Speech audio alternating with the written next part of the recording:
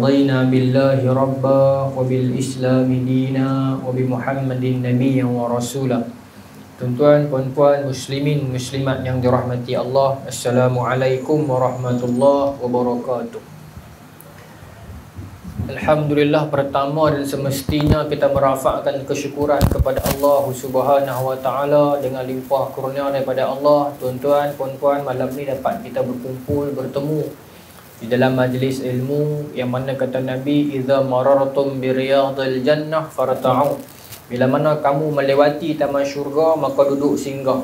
Sahabat tanya, ya Rasulullah, wa ma riyadul jannah? Ya Rasulullah, apa benda taman syurga itu? Jawab Nabi, halaqah zikir, halaqah peringatan. Ini merupakan kali yang pertama saya sampai di surau ni. Hebat kan tuan-tuan? Di luar nampak biasa, dalam 5 star ni. Saya bila saya masuk tengok, saya tak tahu lah, hati saya kata lah, mungkin saya salah. Surau ni dalam proses nak rebranding kot, nak imarah, tak tahulah, saya rasa lah macam nak main apa baru ni. Cara dalam ni nampak dia nak main satu keadaan di mana masa-masa depan nanti surau ni akan jadi top lah ni. Saya dah nampak lagu tu lah. Bila saya masuk tadi saya nampak mungkin ada usaha baru ke dan sebagainya, nampak lagu.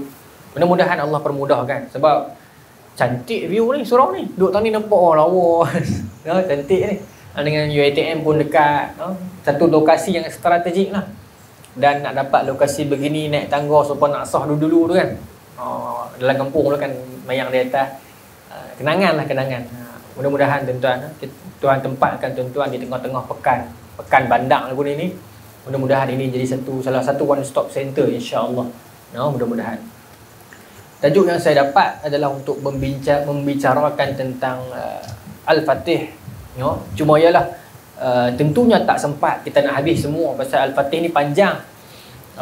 Tak apalah, malam ni saya nak bawa kepada tuan-tuan sedikit sebanyak yang boleh kita ceritakan tentang Al-Fatih, yang boleh dapat kita jadikan sebagai satu, orang kata apa ni, bekalan untuk kita, pedoman untuk kita iktibarkan bersama. Dalam perjuangan kita sehari-hari meniti hidup dunia pada akhir zaman ini tuan-tuan, yang penuh dengan likunya, yang penuh dengan fitnahnya, yang penuh dengan cabarannya. Hari ini pelbagai bentuk cabaran dalam dan luar yang membelenggu kita dalam kehidupan akhir zaman ini. Dan memang sunnatullahnya begitu, dan memang lumrahnya begitulah akhir zaman ini. Kita kena kuat.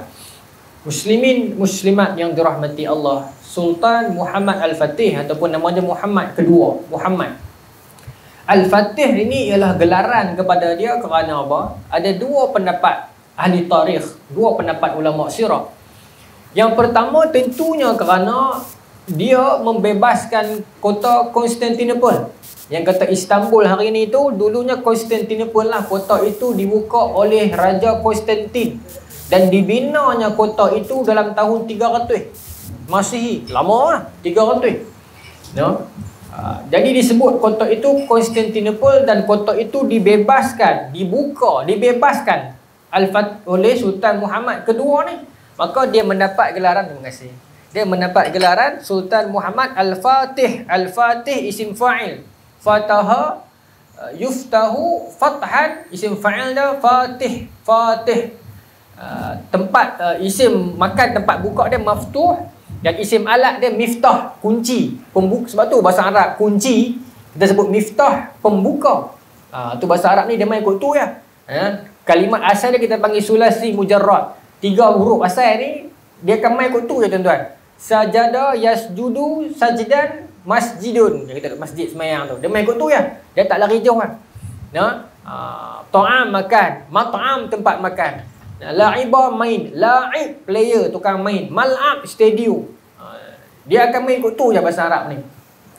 Jadi Fatih isim fa'il kepada fataha, pembuka. Maka dia mendapat gelaran Muhammad sang pembuka ataupun sang pembebas kota Konstantinopel. Itu satu pendapat.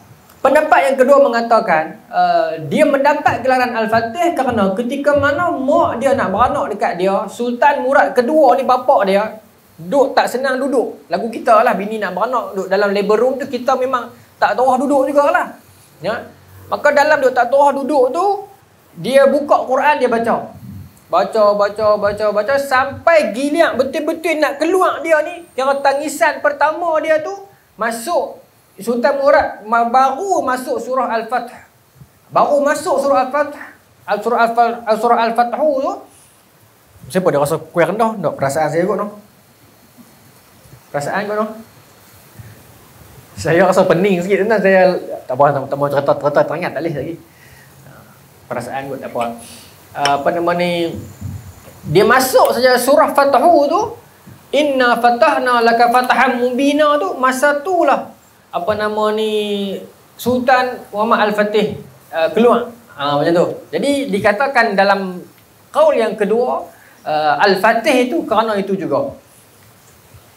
Kita nak pakai yang mana? Kita pakai dua-dua lah. Saya pergi secara ringkas, tapi saya nak meliputi semua lah, macam tu. Adil sikit lah. Biar kita pergi secara overall, tapi kita touch sikit. Baik. Muslimin muslimat yang dirahmati Allah, Sultan Muhammad Al-Fatih ni, Sultan Muhammad ini, kalau nak diikut ni, dia tak jadi raja. Dia sultan yang ketujuh Empayar Uthmaniyah, sultan khalifah yang ketujuh. Tapi kalau nak ikut ni, dia tak jadi khalifah. Kalau nak ikut, pasal dia anak nombor 3. Dia anak nombor 3, dia ada abang lagi. Dia ada abang laki lagi 2 orang. No? Kalau nak ikut adatnya ni, dia tak jadi dah khalifah. Tetapi itulah kuasa Allah Subhanahu Wa Taala. Abang dia kedua-dua orang meninggal dunia ketika mana kecil. Ketika mana, nak kata kecil sangat ada lah. Seorang kecil, seorang lagi remaja. Maka itu antara asbab Allah nak angkat dia. Itu jugalah kehidupan kita hari ni pun, tuan-tuan.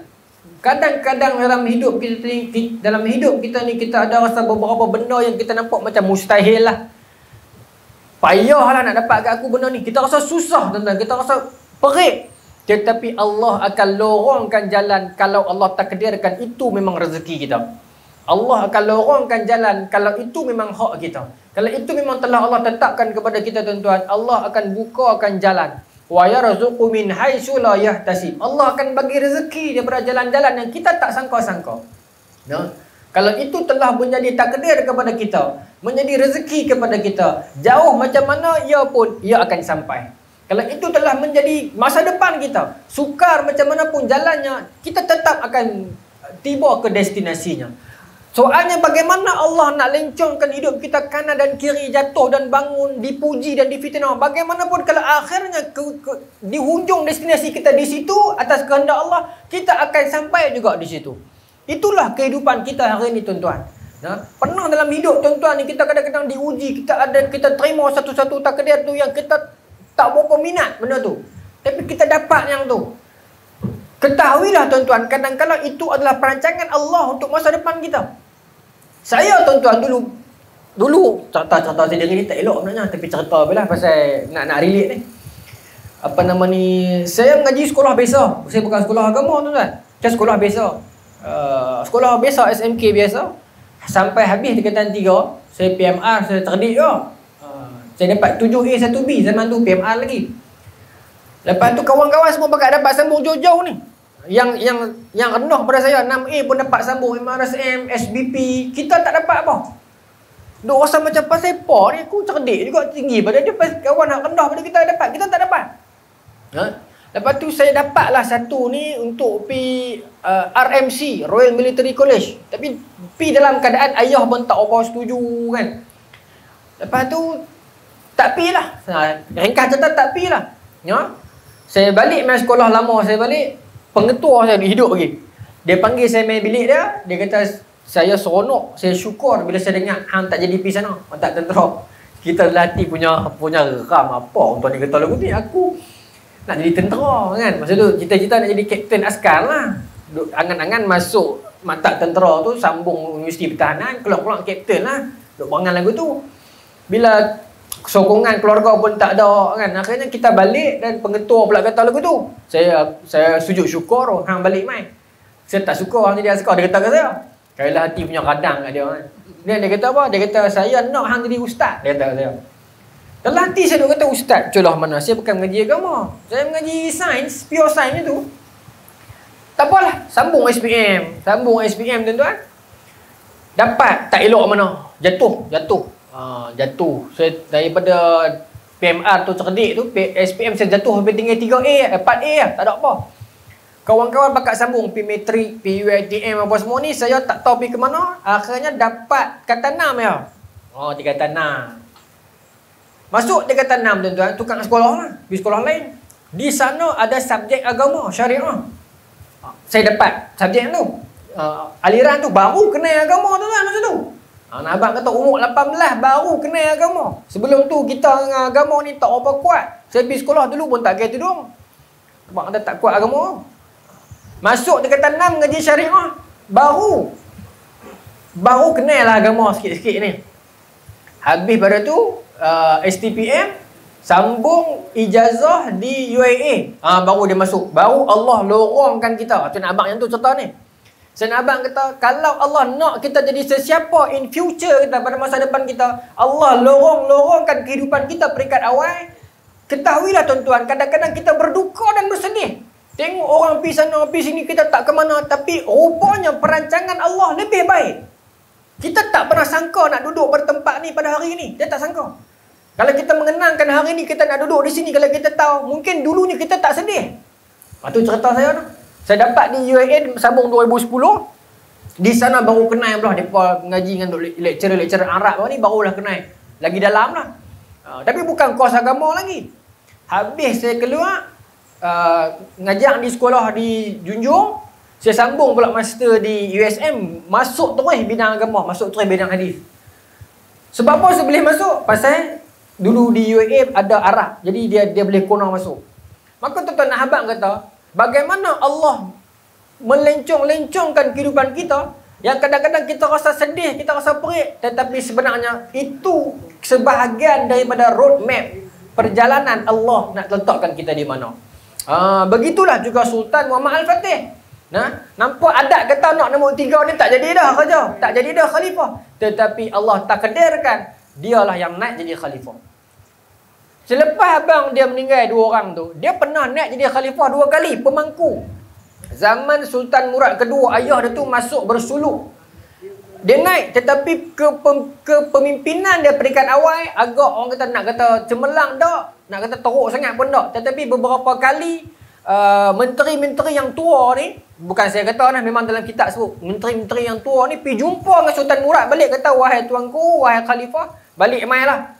Muhammad ni nampak tak boleh memimpin. 2 kali Sultan Murad terpaksa balik, naik balik jadi khalifah. Settlekan beberapa masalah, patah balik, pergi bersuluk pula. Pasal mereka ni sufi. Kebanyakan khalifah Utsmaniyah ni sufi. Baik.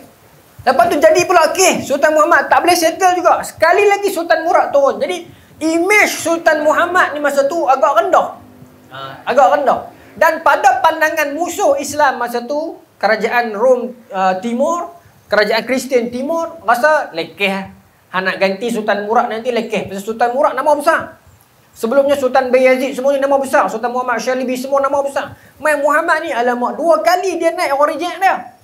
Kan, maka nampak tak ada apa. Sultan Murad kedua pun mangkat. Bila Sultan Murad kedua mangkat, orang putih seronok lah. Kau putih, orang Rom ni seronok. Kerajaan Konstantinopel dan kerajaan Kristian yang lain sekitar seronok. Pasal habis legasi raja-raja yang cekang, legasi raja-raja yang jenis-jenis Yahanda ni tak ada dah. Nak ganti pun Murad, yang nak ganti pun Muhammad. Muhammad ni kita tahu dah lagu mana. Maka mereka duk seronok. Bila naik Sultan Muhammad jadi khalifah, orang Kristian pakat seronok. Bahkan mereka duk sangka habis lepas ni Utsmaniyah terak mah. Kita akan hantam kau-kau pasal dia punya pemimpin Muhammad ni lemah. Mereka sangka mereka sedang berhadapan dengan anak muda yang lemah. Sebab Sultan Muhammad nak jadi khalifah umur berapa? 19 tahun. 19 tahun.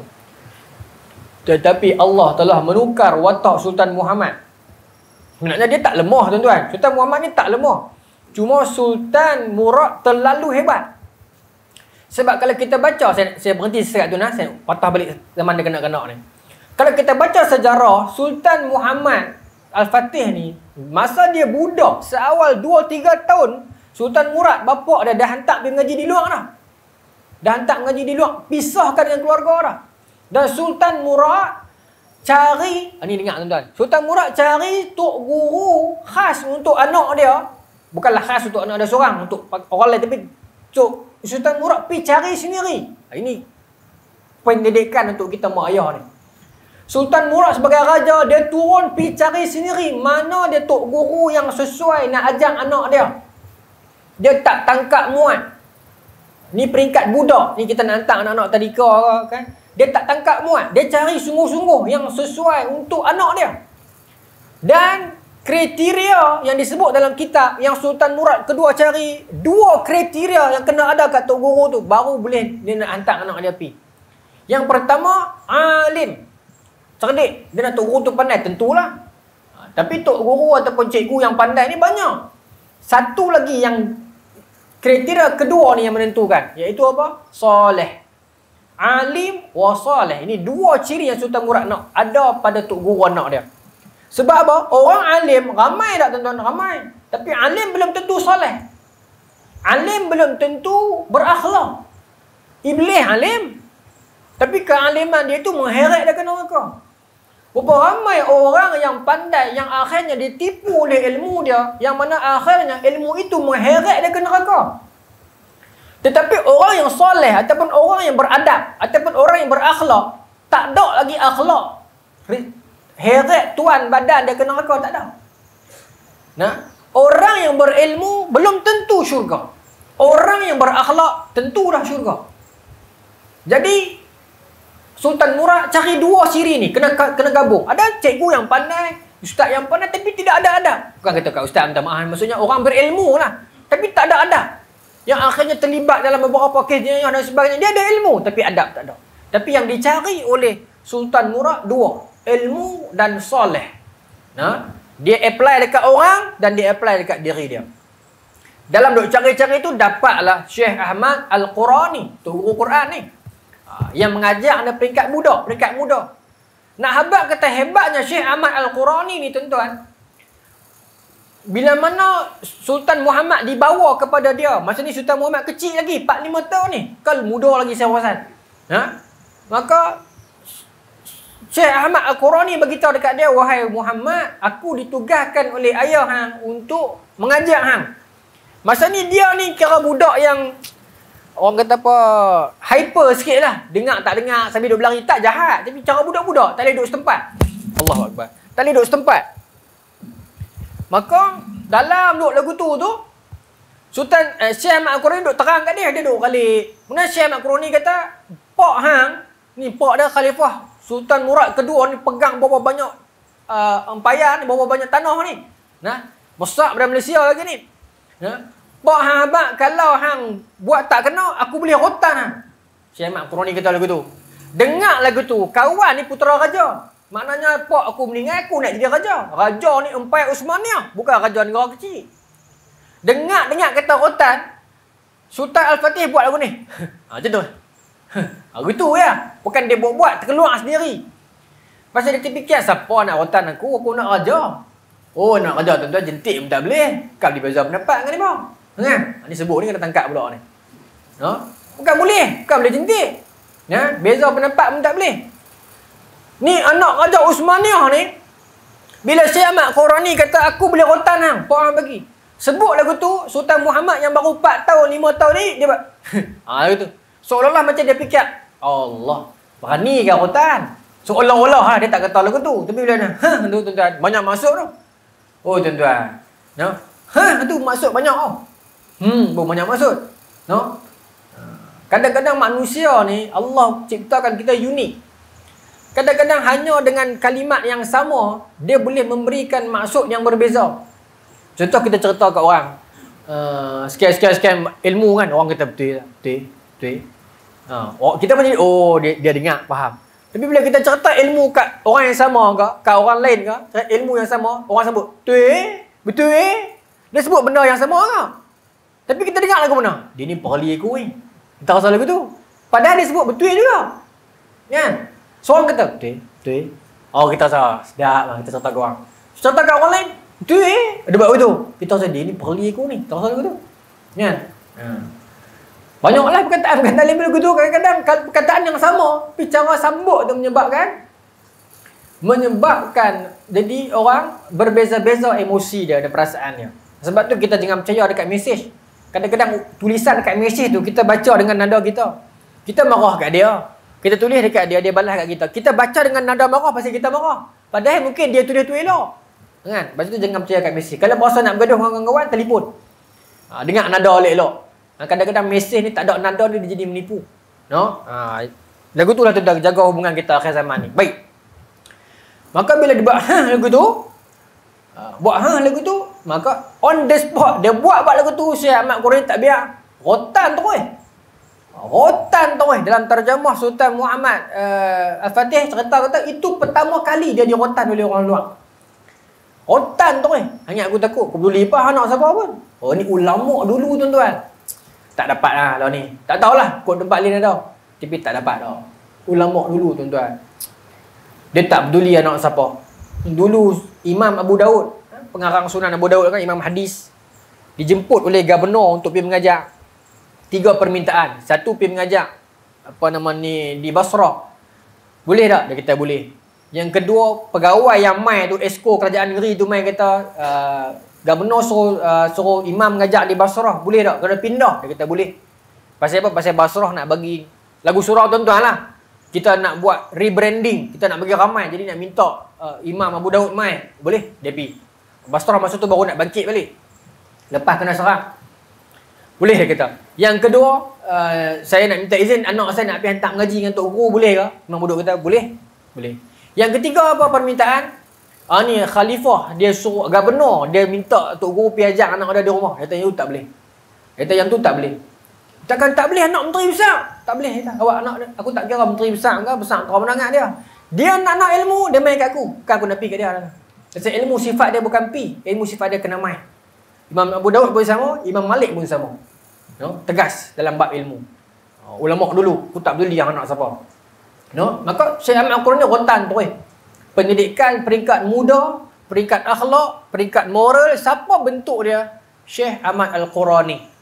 No? Dan juga Syekh Ahmad Al-Qurani juga mahir ilmu Quran. Sebab tu kita anak-anak kecil, Quran jangan tinggal. Bagi selesai buatlah. Sebelum habis kolam rendah tu, mau khatam tu mau selesai dah. Mau selesai dah. Sultan Muhammad Al-Fatih khatam Quran, maksudnya khatam hafalan Quran umur 8 tahun. Selesai dah hafaz Quran. Anak-anak kita lagu tu tuan-tuan Quran bagi selesai bang. Tapi jangan selesai tu katuk. Selesai dulu hak wajib yang utama ni, sekali khatam dulu kemudian sambung lah. Kita tuan-tuan masing-masing ada telefon lah ni. WhatsApp kita ada. Kita buka oleh WhatsApp kita tengok last scene bila. Bila lah kita tengok kan, dia boleh tengok. Cuba bandingkan last scene dalam WhatsApp kita dengan last scene Quran kita. Hak mana lagi lah? Kena saya berani sebut pasal saya buat, alhamdulillah lah.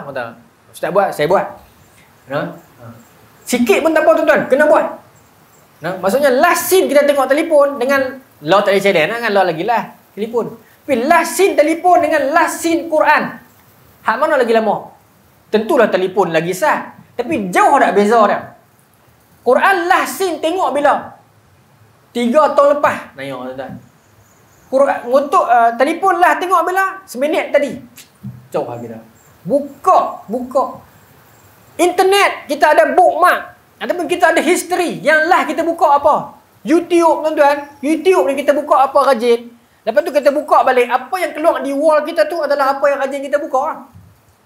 Apa yang rajin kita buka, dia akan suggest kat kita lah. Dia tahu karakter kita macam mana. Dia akan buka lah siapa dia. Apa yang kita rajin tengok, hak tu dia keluar kan? Maknanya kita rajin tengok apa dia keluar. Dan kita rajin tengok. Quran pun begitulah tuan-tuan. Kita kena buka rajin tengok satu. Tak boleh satu muka satu ayat jadi ya. Tapi jangan putus dia. Biar saya kata dalam YouTube ni ada yang benda lah kita tengok dan kita ada bookmark. Maksudnya penentu dah lah kat mana. Quran pun tuan-tuan biar bila kita ever ready. Sambil sembang boleh kata hang Quran muka surah apa dah lah ataupun tak surah apa dah lah. Aku An-Nisa. Jadi maksudnya kita ada ni hang baca apa dah lah. Tak ada. Di rumah kita, Quran kita tak ada penunjuk kita duduk di mana. Yang tu tak syok lah tuan-tuan. Tak ada, balik buat. Bagi mula buang. Tak banyak tak apa. Janji kita ada penunjuk tu di mana. Mudah-mudahan kita mati dalam keadaan kita dalam perjalanan untuk habis Quran ni. Kita tak tahu nak mati bila kan. Kita mati dalam keadaan penunjuk kita tak habis lagi. Dalam perjalanan nak perhabis Quran. Mudah-mudahan kita mati atas jalan-jalan Allah. Kita buat. Saya Allah, patah balik Al-Imran dah. Duduk sambung-sambung. Tak banyak orang dah kadang-kadang tak dan sehari setengah muka pun kadang-kadang kerja kalau kan.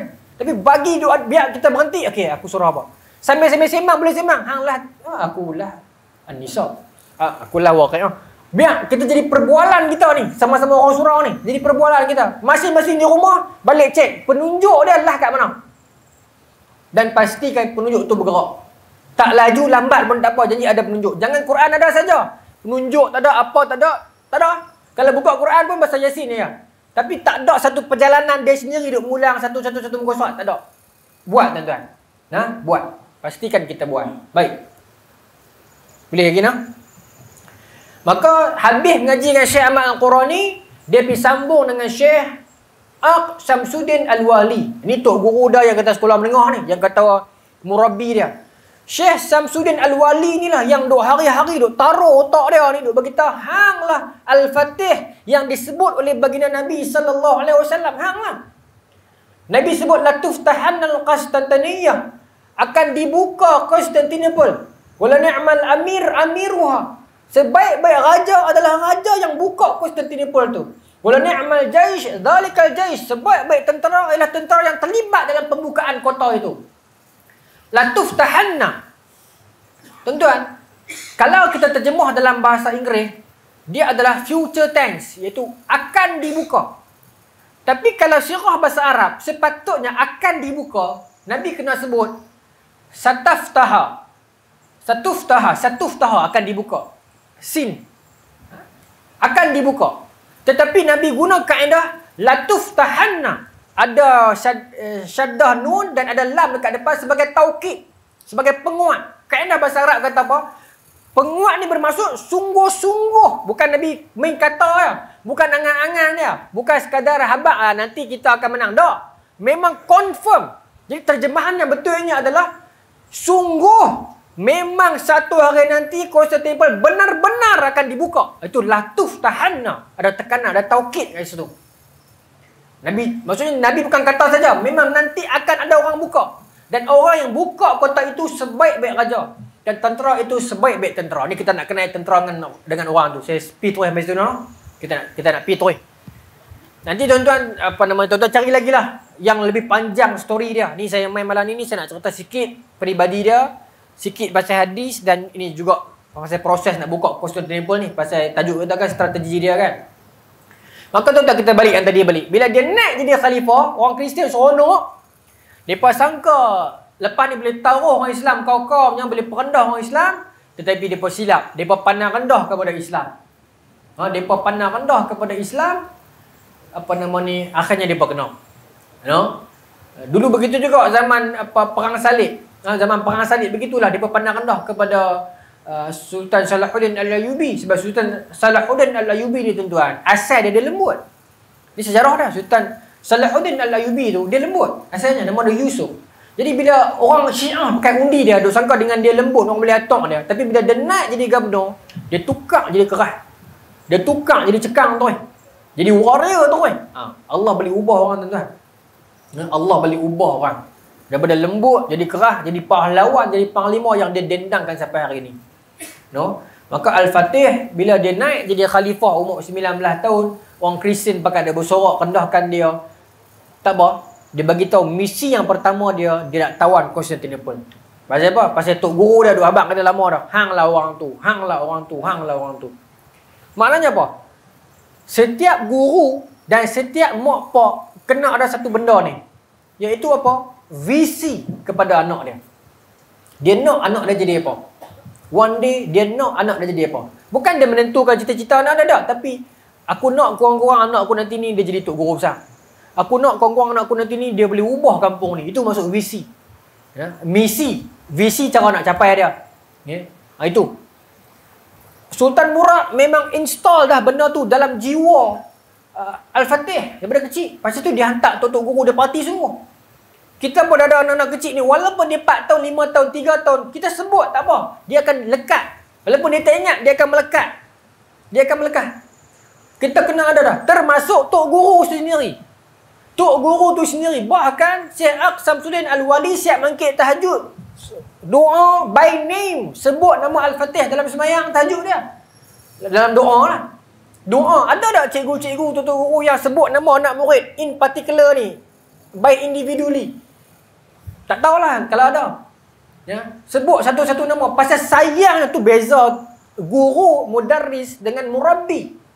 Murabbi ni dia nak bawa anak murid dia kepada Rabb, kepada Tuhan. Dia bukan ajak saja, dia duduk sekali, dia didik, dia sayang, dia doa.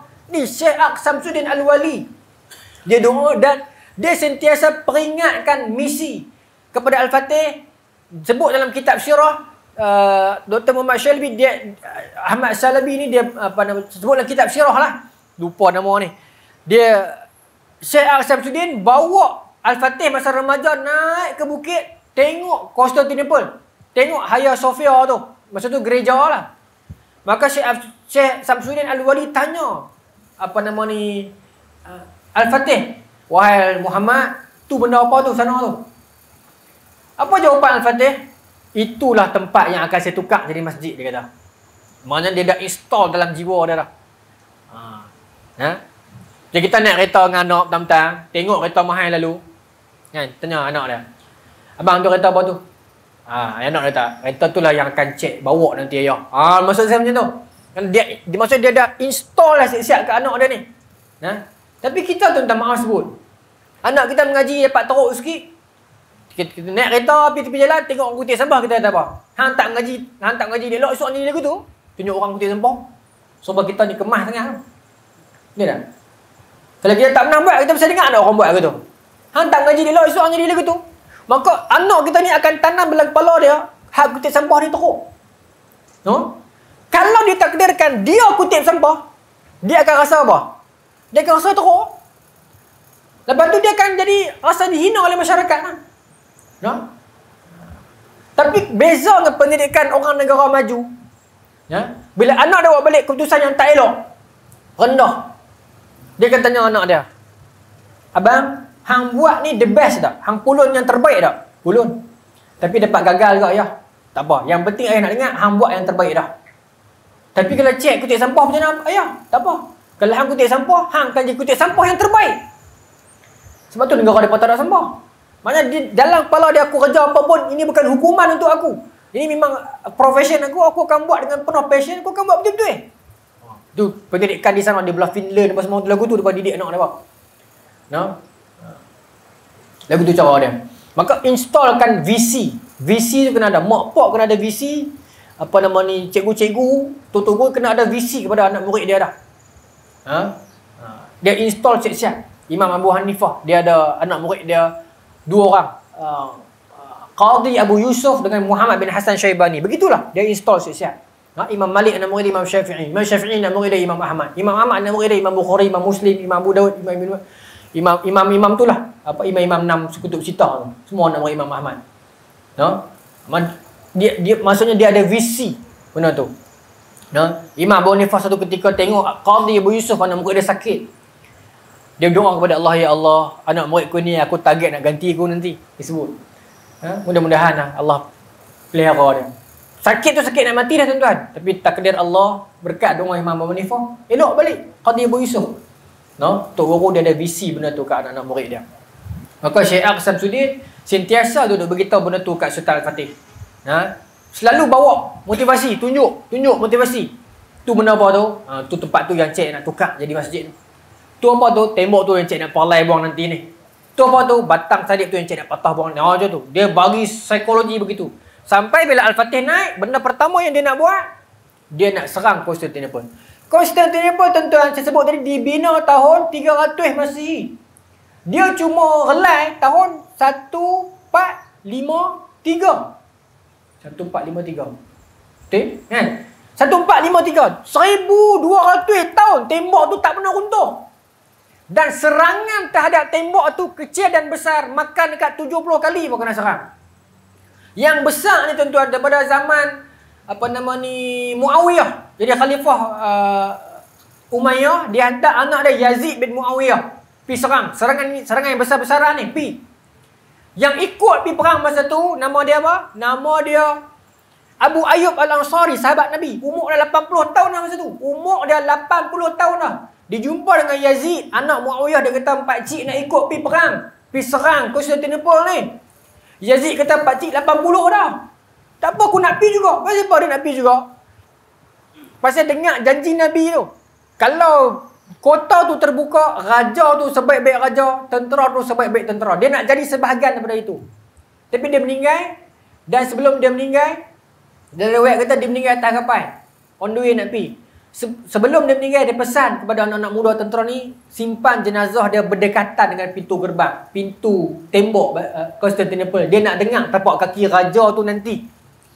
Lepas tu bersilih gantilah raja datang serang, tak makan cekak tuan-tuan. Musalmah bin Malik, Harun Ar-Rashid, berapa banyak khalifah pergi serang bin Yazid. Sultan Murad kedua sendiri 2 kali pergi serang, tak makan cekak, tak loot kota Konstantinopel tuan-tuan. Nak loot lagu mana? Kota dia 3 tingkat, 18 meter tinggi. Tingkat yang pertama kolam, dalam berapa meter? 8 meter pada dalam, lebar berapa meter pula. Tingkat pertama, tingkat 2 pemanah, tingkat ketiga pekerja macam-macam saya tak apa ya, tapi tebal tinggi, tak loot lah. Kalau lepas hak pertama pun, nah ada hak kedua, dia tembok 3 tingkat, dia buat lagu tangga. Masing-masing tebal, masing-masing lebar. Tak makan cekak kan. Sultan bin Yazid, Tok Wan kepada Sultan Muhammad serang, tak jadi apa. Padahal warrior dah tu. Sultan Murad kedua, ayah dia serang, tak jadi apa. Harun Ar-Rashid sebelumnya zaman Abbasiyah serang, tak boleh kok.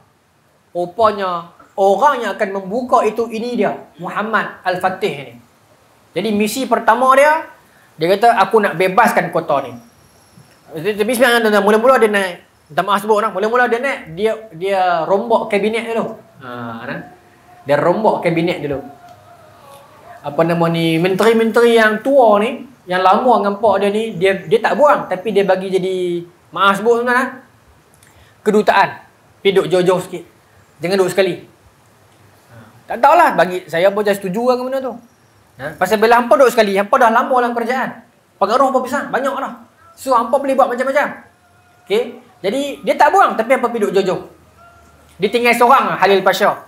Nak Ishaq Pasha semua dia hantar pergi jauh-jauh. Dia ambil yang muda. Zaganos Pasha. Dia ambil yang muda duduk dengan dia. Bergabung dengan Halil Pasha ni. Duduk sekali. Baik. Maka tuan-tuan, apa nama ni, dia bentangkan kepada para menteri dia, saya nak serang Konstantinopel. Maka menteri dia maksudnya rasa macam, hak warrior sebelum ni berapa orang punya raja serang tak loot, tiba-tiba umur 19 tahun ni nak serang, tak apalah, ikutlah. Maka dia bawa semua parlimen ataupun dia punya menteri-menteri ni pergi melawat kawasan. Tengok Konstantinopel ni. Konstantinopel ni tuan-tuan, Istanbul lah sekarang. Kedudukan dia memang sangat strategik. Pasal apa? Dia yang menghadap laut 3 penjuru. Dia lagu tu segitiga. Jadi 3 penjuru menghadap laut. 3 penjuru menghadap laut. Itu special. Sebab tu strategik. Napoleon kata, kalau dunia ni satu negara, ibu negaranya tentulah Konstantinopel. Ibu negara tentulah Konstantinopel. Cantik. Contoh pergi Istanbul sekarang lah, saya tak pernah pergi. Dia bila tengok orang duk pergi, lawa. Tempat dia lawa. Maka tuan-tuan, maka dia pergi tengok, maka dia kata, lah ni lagu ni, dia kata, kenapa yang buat susah sangat nak serang tak menang-menang, dia kata. Kalau aku pakai strategi ayah Tok Wan aku dah sebelum-sebelumnya, kalau aku akan kalah juga. Pasal aku ulang skrip yang sama. Jadi aku kena ubah strategi macam lain. Maka dia perhati dia satu tembok Honolulu Hisari kan, iaitu benteng Honolulu. Honolulu ni bahasa, tak tahu bahasa Turki kot. Tapi terjemahan dia Anatolia. Tembok belah Anatolia. Honolulu ni Anatolia lah. Dia kata tembok ni belah kita. Apa nama ni, Tok Wan dia buat. Tapi tembok ni ada sebelah lah. Jadi kalau bantuan daripada Rom Barat mai nak bantu Konstantinopel, boleh lah. Kita tak boleh halang. Pasal tembok duduk sebelah lah. Lagu ni belah sini. Dia kata kita kena buat satu lagi tembok belah sini. Tengok tuan-tuan. Tuan-tuan faham tak saya nak bagi gambaran kat tuan-tuan ni? Sini Konstantinopel ujung ni. Saya bagi bahasa mudah ke tu. Tok Wan dia buat tembok kat sini, masa duk serang dulu. Tapi tak makan cekak sebab apa? Tembok ni tak ada. Minum sana. Bismillahirrahmanirrahim.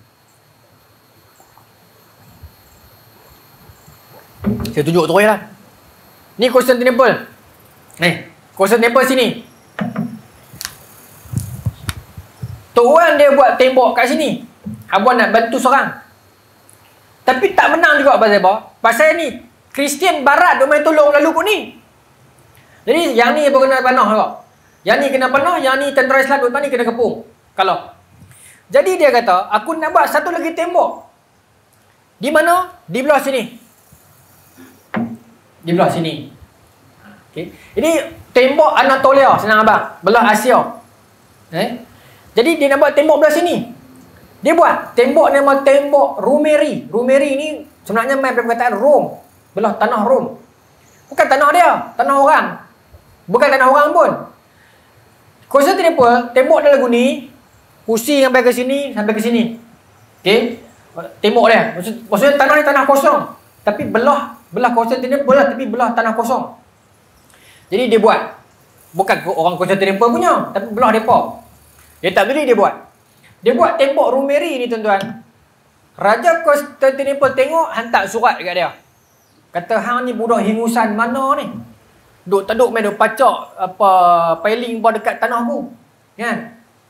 Dulu dia kata, Tok Wan hang nak buat tembok belah rumah hampa pun tanya aku dulu. Dia tengok tu kau ajak tak kau ajak. Tok Wan hang dulu nak buat tembok belah tanah hampa. Tapi main tanya aku dulu. Hang boleh main pacak simen apa konkrit dekat tanah aku, hang buat tak tahu lah. Kata lagu tu kat dia. Dia belah balik apa tuan-tuan? Dia kata tu Tok Wan aku. Ni aku bukan sama dia kata. Ni bukan tanah hang. Tanah hang kat belakang tembok, hang menyorok belakang tembok. Ni tepi pantai, aku peduli apa? Dia buat, dia tak peduli. Dan tuan-tuan, dengan surat dia itu, Raja Konstantinopel ni jadi terkejut. Apa budak ni jadi pelik Dulu dia lembek. Maka Raja Konstantinopel hantar lagi surat. Peringatkan dia. Peringatkan dia macam-macam ni tentang perlunya kedamaian apa semua ni. Dengan biar jadi huru-hara kawasan kita ni. Hampa dah ada tempat hampa dah. Di Eden, di semua Anatolia semua ni. Duduklah dia kacau kami buat apa kan. Duk habang perlunya kedamaian. Maka Al-Fatih badah lagi. Nak kedamaian senang. Lo tembok aku tak siap lagi ni. Tumpang tak siap lagi. Hang surrender kat aku. Tak kena perang. Siap belanja. Tapi kalau hang kacau, siap tembok aku, hang boleh sakit. Al-Fatih tak peduli. Umur 21 tahun masa tu. 21 tahun. Baru boleh daftar undi kan. Baru boleh daftar undi masa tu. Ya. Cengih. Dia lawan dengan raja berapa puluh tahun tu. Raja Empire Kristian yang sangat besar. Empire Konstantinopel ni. Dia tak peduli. Dan tuan-tuan, yang ajaibnya Allah Ta'ala campakkan rasa gerun dalam hati musuh. Yang ni yang kita tak ada hari ni. Tu ya agak. Yang ni yang kita tak ada. Ya. Dalam hadis Nabi katakan, yushikul umamu an tada'a alaikum kama tada'al akalatu ila qasyatiha kan. Orang akan mengkerumuni kamu seperti mana orang mengkerumuni talam-talam hidangan mereka. Musuh-musuh kita lah. Ya. Wala yakhzifannallaha fi suduri aduwikum al-mahabata minkum. Dan Allah akan cabut rasa gerun musuh terhadap kamu dalam hati mereka. Musuh tak jadi takut kat kita dah. Kan? Dulu mereka takut.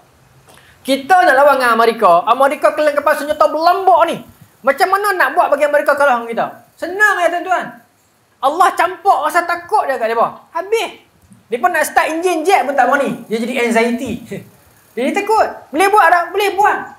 Asal kita usaha beda kita dulu, bantuan Allah pasti sampai. Lah kita jangan rasa rendah lah. Amerika jet dah ada 2,400. Malaysia jet ada 13. Lagu mana nak lawan ni? Tak apa tuan-tuan. Allah akan bantu. Asalkan kita usaha kat arah tu ya. Dengan curi aja enjin jet. Jet apa? Enjin jet. Dengan curi ya. Buat elok-elok, Allah pasti tolong. Nah, pasti tolong. Yakin. Sebab apa? Perang terakhir kita menang. Takut orang. Nah, ini satu lagi visi ni. Bagaimana Sultan Murad, bini dia, Mak Al-Fatih sentiasa duk install visi kat anak dia, dan juga Syamsuddin Al-Wali duk install visi. Bagi tahu kat Al-Fatih jangan berhenti rasa hang tu lah yang Nabi sebut. Kita pun tuan-tuan jangan berhenti habang kat anak kita, abang. Kalau support mati hang jumpa Dajjal hang lawan tu. Habang tuan. Kalau hang tak dan habang kat anak hang. Kena habang. Kena habang. Pasal apa? Visi. Nak sediakan anak-anak kita, orang nak kata mampu ni visi. Sebab mampu pula saya sandak dengan dalil. Nabi kata, man mata walam yaghzu walam yuhaddis bihi nafsahu mata ala syu'batin min nifaq. Hadis sahih. Siapa yang mati dalam keadaan dia tak pernah perang ataupun tak ada musim perang, dia tak pernah terlintas nak perang, tak ada niat langsung. Bukan perang, jihad. Mata ala syu'batin min nifaq. Dia mati atas salah satu jalan-jalan munafik. Lepas itu kita tak perang, jangan minta perang. Tapi kalau berlaku jihad, kita siap. Jadi aku nak turun, tak peduli. Kalau aku tak kuat nak tembak orang tembak aku, dia rugi satu peluru dah. Niat tuan-tuan. Saya nak perang ke mana, saya nak angkat peluru, nak angkat senapang pun tak larat. Kan? Tak apa. Biar dia tembak saya, tak apa. Rugi dia satu peluru kat dia. Niat sampai terang tu. Niat sampai terang tu. Saya tak tahu, saya tak minjim. Saya akan kena ni, saya pipis kena tembak. Tak apa, tembak habis. Dia rugi satu peluru dah. Niat sampai terang tu. Habaq kat anak. Kalau hang tak dan, habaq kat cucu. Dia tak ada, habaq kat cicit. Esok keluar daripada tu, turun Nabi Isa, mai Mahdi, hampa kena pi tau. Lagu tu lah Syekh Samsudin Al-Wali, lagu tu lah Sultan Murad bagi tahu kat Al-Fatih, hang nanti hang yang buka kota tu nak, yang Nabi kata tu hang. Bagi tahu siap-siap. Kita pula beda zaman kita beritahu kat anak kita ni, nanti zaman hang pun dah jumpa ni. Tentera-tentera ni. Hang kena tolong lah, hang kena turun lah. Pasal Nabi kata kan, pergi bangkok atas salji pun kena pergi tolong. Beritahu kat anak kita. Visi tu. Lah kita ni tuan-tuan, manusia sekarang kuih lama kuih lembut. Maaf sebut. Manusia sekarang kuih lama kuih lembut. Hero dulu siapa tuan-tuan? Zaman tuan-tuan siapa? Nordin Ahmad, Kajang, Pak Malau, Kenyang Melipat. Nampak kerat. Lepas tu zaman main sikit, Iman Manan, silat. Lah dia duduk main, tak mau sebut nama orang tak baik mengatakan surau, tapi dia duduk main lembut, duduk main Korea, duduk main rambut sikat tepi laki perempuan kita tak kenal. Dia duduk bawa kita jadi lembut ni tuan-tuan. Tak jantan-jantan jadi kurang jantan, less jantans. Boleh saya kata betul. Dan benda tu berlaku kat negara Islam. Hak jantan dia jadi tak ada. Sedangkan dulu ni nak cari orang lembut susah. Saya bukan salahkan orang lembut, minta maaf orang lembut. Kalau dia sekadar lembut tak apa lah. Tapi jangan nak jadi patah lah. Sekadar dia orang kata sopan santun tak apa lagi. Tapi macam abang kata Allah ni jadi lagu tu lah. Dulu orang nak tengok jantan, nak jadi hero kena muka dia berminyak sikit, kan? Nampak lagu jarawat sikit. Ni mak semat. Lah hero kena lincin. Rambut kena lurus kat tepi pula. Turun tutup mata sebelah pula. Hero apa lagu tu? Ini semua saya bagi saya, ini adalah agenda pelembutan lelaki-lelaki negara Islam. Saya yakin yang tu. Jangan bagi anak kita terjebak. Tu bagi minat lah dengan negara Korea apa semua tu, bagi dia minat jantan sikit. Tak mau, bahaya tuan-tuan. Perempuan menjadi minat kat lelaki-lelaki lagu tu lah ni. Hero bagi mereka kena pakai baju pink, seluar pink. Hero bukan lagu tu, kan? Allahu Akbar. Keselik juga ada pasal sebut biar tak orang sebut di tempat lain. Baik. Ada lagi 5 minit boleh kan tuan? Tuan-tuan macam marah kat saya ni. Boleh tak tuan? Boleh tak? Baik, saya sambung. Maka dia kata kepada Raja Konstantinopel, aku tak peduli, aku buat juga. Maka dia buat tembok dia. Saya ringkas lagi ni. Saya ringkas lagi. Itu persediaan sebelum dia buat tembok. Kemudian Sultan Al-Fatih ni tuan-tuan, tadi saya ringkas tadi, dia belajar semua jenis ilmu. Dia mahir 8 bahasa. Dan tok guru dia, Syamsuddin ni disebut sebagai polimas. Polimas ni bermaksud apa? Dia mahir semua bidang. Macam tok guru pondok. Nahu boleh, sarah boleh, hadis boleh, akidah boleh, semua boleh kan? Macam tu. Tapi Syekh Syamsuddin dia mahir semua bidang, bermaksud bidang agama boleh, matematik boleh, fizik boleh, bahasa boleh. Itu Syamsuddin Al-Wali. Maka Al-Fatih mahir semua bidang. Saya akan buktikan lagi dalam sirah kenapa kata dia mahir. Maka tuan-tuan dia plan. Secara nak serang, dia susun strategi peringkat awal. Ditubuhkan unit nama Yenisri. Yenisri ni, Yeni bahu, Seri askar bahu. Unit yang menempatkan 700 orang. Senang abang, komando lah. Askar dah ramai dah, tapi dia kumpulkan elit yang kecil. Yang elit ni tuan-tuan, dia fokus betul-betul. Tahajud, hafal Quran, akhlak elok, dia jaga betul-betul. Kenapa dia pilih tahajud? Pasal hadis Nabi. Nabi kata, syarafal mu'min qiyamul lail wa 'izzuhu istighna'uhu 'anil nas. Orang yang qiyamul lail ni dia mulia dan kekuatan dia tak perlu bergantung dekat orang. Dia kuat. Dia kuat physically and mentally. Orang yang tahajud ni, orang yang qiyamul lail ni. Tak mampu qiyamul lail, mai subuh jemaah. Pasal dia kira fizikal dia kuat dan isyak jemaah. Baik. Tuan-tuan, unit ni. Unit ini. Dan mak pak zaman tu di Turki Osmania ni, kalau anak mereka tak dapat masuk unit tu, mak pak tu malu. Bila masuk, jadi bangga. Seronok. Bila dipanggil anak dia masuk, dia jadi bangga. Baik. Seringkah lagi, dia kumpul semua tentera api ni, bawa 70, bukan 70, lebih kapal sebenarnya. Pi serang. Saya ringkah ni. Bulan April, pi serang. Sebelum April dia pi serang. Pi serang memang tak makan cekok lah. Tak makan cekok. Serang tak jadi apa. Bukan senang tuan-tuan. Dia tak? Bukan senang. Maka masa tu dia fikir, semua cara dia dah buat dah. Tapi tak loot juga walaupun tembok depan ni. Yalah tuan-tuan, tembok 1300 tahun. Raja yang lagi besar Harun Ar-Rashid, Bayazid, Murad kedua, sahabat Nabi, Abu Ayyub Al-Ansari. Semua tu warrior belakang. Tak makan dekat. Tak loot. Yang Harun Ar-Rashid, yang Sultan Muhammad baru setahun dua ni, macam mana? Semua cara dia buat dah, tak loot juga. Maka tentera dia tanya, wahai tuanku, lagu mana ni? Maka dia kata apa? Aku dah guna semua cara dah, tapi tak makan cekok je. Tak loot juga tembok ni. Maka apa kita nak buat? Tentera dia tanya. Dia jawab apa tuan-tuan? Tawakal lah dia. Aku dah buat dah. Fa iza azamta fatawakkal 'ala Allah. Aku dah buat dah. Tawakal. Allah pasti tolong punya. Tentera tu nak tolong macam mana ni? Tunggu kita nak.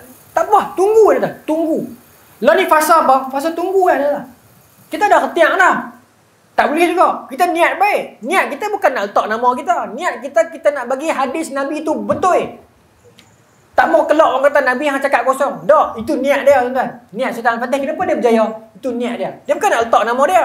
Dia nak bagi satu hari nanti orang tak kata Nabi cakap, tak ada orang sambut. Dia tak mau. Itu niat dia. Pasal tu Allah bantu dia. Niat dia baik, usaha-usaha dah. Tak loot juga tembok tu. Akhirnya bila tentera tanya, dia kata apa? Kita tunggu. Tunggu tawakal. Allah pasti tolong. Yakin dengan Allah tuan-tuan. Allah pasti tolong. Pasti. Allah tak pernah biar kita susah tuan-tuan. Kita pernah nak lapar? Pernah? Allah biar tak? Dah. Mati ya kita? Tak mati.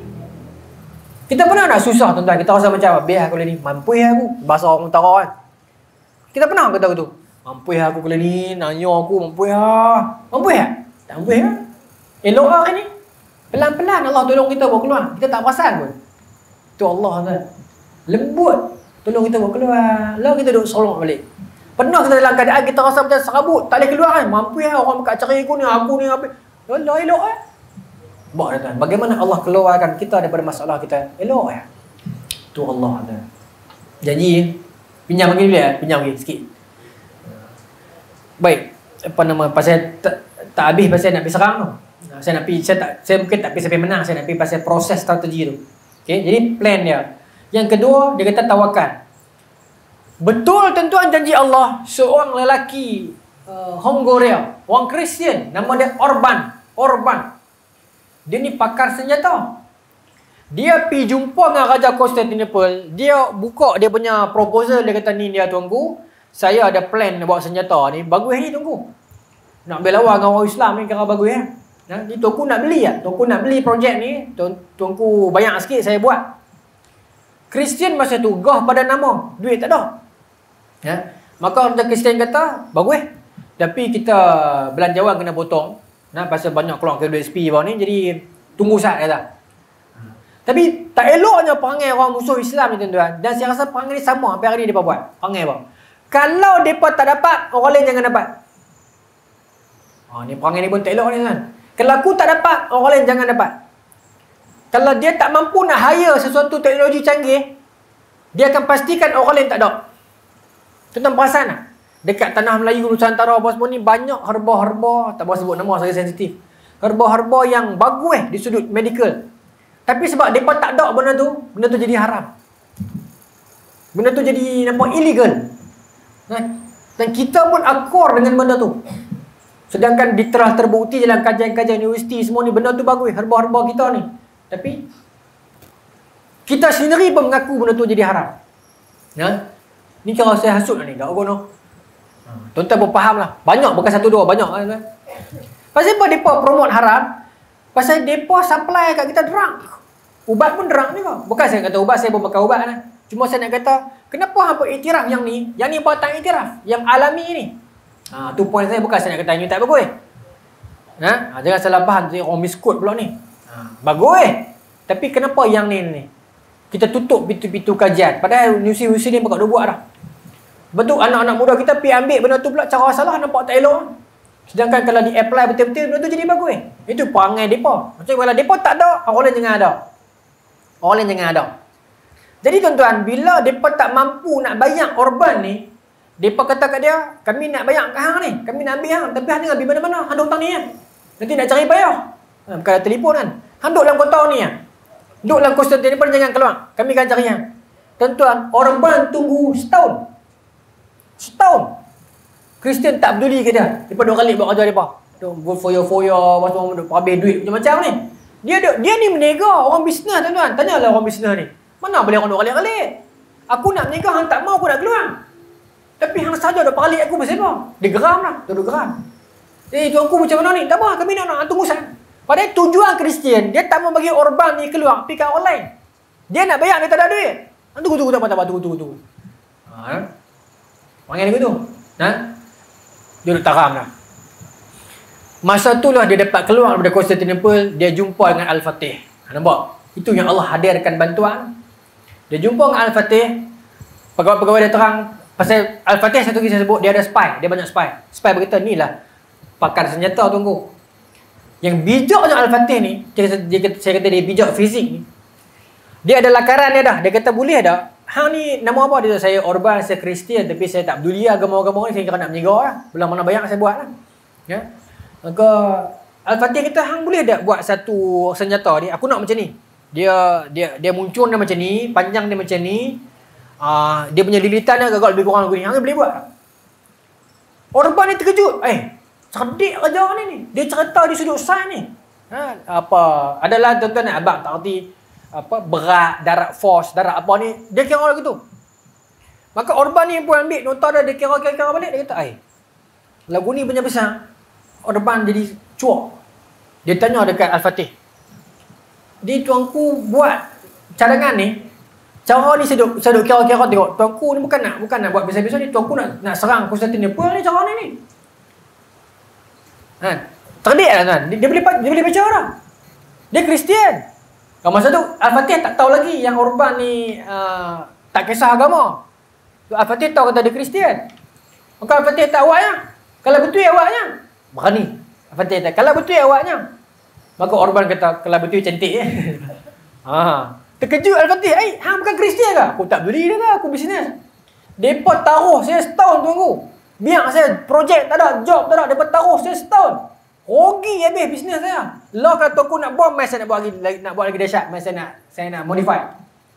Tuan-tuan, masuk kepala tu bergabunglah Kristian ini dengan Islam ini, buat senjata tu yang keluar senjata punya panjang kali tembak boleh pergi 1.5 kilo. Jauh tuan. Jauh 1.5 kilo. Kan?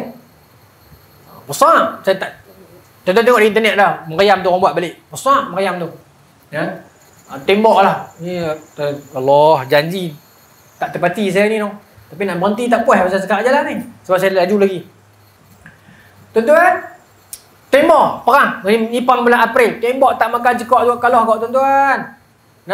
Mati juga ramai. Lepas tu lah, Mai Halil Pasha, Tok Guru apa, menteri tua ni. Dia kata, lalu tuanku kita balik lah. Kita balik lah tuanku. Mati ramai ni.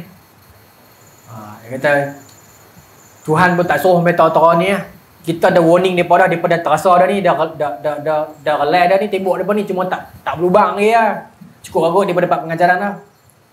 Maka Al-Fatih kata, aku bukan main nak bagi pengajaran kat dia. Aku main nak membenarkan hadis Nabi aku. Halil Pasha ni dia menteri tua, dia baik. Dia fikir ni ramai tentera mati tuanku. Mati pi pasal dia mati duduk syurga dah. Islam kalau masuk perang tak mati. Dia menang, dia dapat kerajaan. Dia kalah, dia dapat syurga. Dia nak rugi apa? Al-Fatih dia melihat di sudut itu. Tapi Halil Pasha dia melihat dari sudut kemanusiaan. Si anak-anak yatim, anak-anak daripada rumah apa. Tapi Al-Fatih ni dia tegah, dia berani. Dia tak. Tapi ni yang macam mana ni tuanku sakit. Tak. Maksud dia apa tuan? Al-Fatih dia tak pentingkan apa? Politics. Dalam politics dia ada populis. dia ada dasar populis. Dia buat satu-satu benda yang orang suka. Walaupun benda tu tak elok, tapi orang suka dia buat. Betul tak? Al-Fatih dia tak peduli. Dia penting prinsip. Maka dia panggil semua tentera mai, dia kata siapa nak balik tanya? Siapa tak mengaku? Saya ringkas cerita, dia pun serang lagi lah. Lepas tu dia berlaku perpindahan kapal. Dia berpindah 72 kapal tu cross bukit ni. Satu malam ni. Kapal naik bukit. Kapal tolak naik bukit. Turun pergi balik belah sana. 72 kapal. Berapa lama? Satu malam ni. Bila orang Kristian Konstantinopel makin bagi tengok di balik tembok kapal tak ada dah. Tengok belah situ dia. Kapal duduk belah sini. Dia pun tengok kapal duduk belah sini, dia pun kata apa? Okey, mulai saat ni Konstantinopel dah kalah. Kapal pun dia berkali abad bukit tuan-tuan. Nak lawan guna mana apa ni? Masa cerita kapal tu sebenarnya, mereka duduk serang. Tembok ni kuat, tak boleh lawan lah. Tembok ni less lah macam pagang sekolah lah, depan tebal, tepi ni kurang sikit kan. Jadi mereka nak pergi ke sini tak boleh, pasal ada rantai.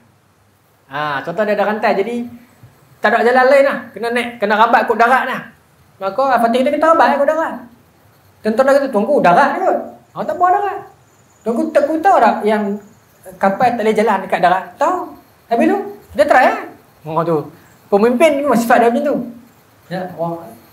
Dia memang sifat dia lagu tu. Dia buat keputusan. Dia bukan kena duk kalut. Tak. Dia kena buat keputusan.